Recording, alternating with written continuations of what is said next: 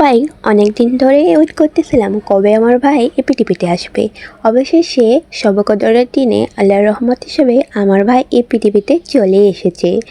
সবাই মাশাআল্লাহ বলতে ভুলবেন না। হ্যালো গাইজ, আসসালামু আলাইকুম, ওয়েলকাম ব্যাক মাই চ্যানেল। তো আমার ভাইকে নিয়ে এসেছে নার্স আমাদেরকে দেখানোর জন্য ও জন্মের পরে। তো এখানে নার্স বলতেছিল বকশিস দিতে, যেহেতু ছেলে সন্তান হয়েছে, ছেলে হোক মেয়ে হোক বকশিস তো দিতেই হবে। তখন আমার নানু খুশি হয়ে নার্সকে বকশিস দেয়। তো আমার আন্টি অপারেশনের সময় কিন্তু আমি, আম্মু, নানু আর একজন আন্টি যিনি রাখেছে উনিই ছিলাম, আর কেউ ছিল না। আমার আন্টি শ্বশুরবাড়ির লোকেরা আসি দেখে চলে গিয়েছিল।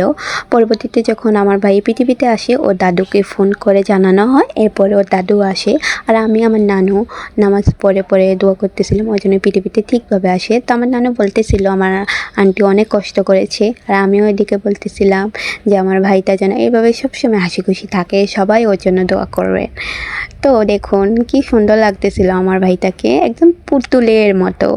তো আমার ভাই কিন্তু অনেক কষ্ট করেছিল, কারণ আমার আন্টি দুধ বের হচ্ছিল না, তার জন্য 3 দিন ধরেও না খেয়েছিল।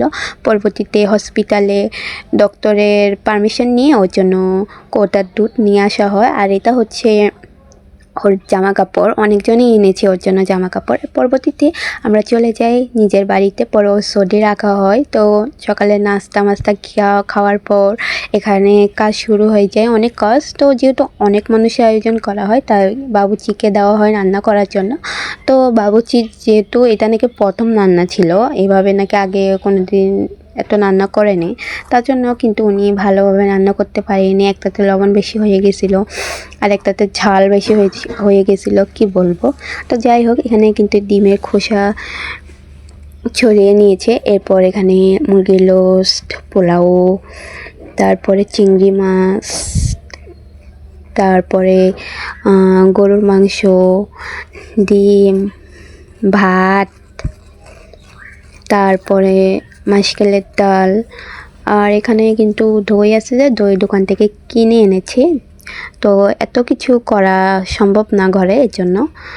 তো পরবর্তীতে ওর দাদুর বাড়ি থেকে এখান থেকে 1 কলস দুধ দিয়ে যায়, 2টা মোরগ দিয়ে যায়, জামা কাপড় দিয়ে যায়, মাছগুলো কেটে পরে দুধ দিয়ে কী করবে ভাবতে পারেনি, পরে পায়েস রান্না করে।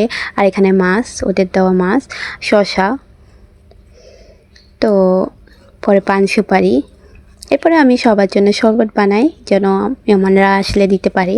আর এই হচ্ছে সর্দির দিন আমার ভাইয়ের অবস্থা। আমার ভাইকে কাজল দিয়ে দিয়েছে আমার আন্টি, যেন কারোর নজর না লাগে।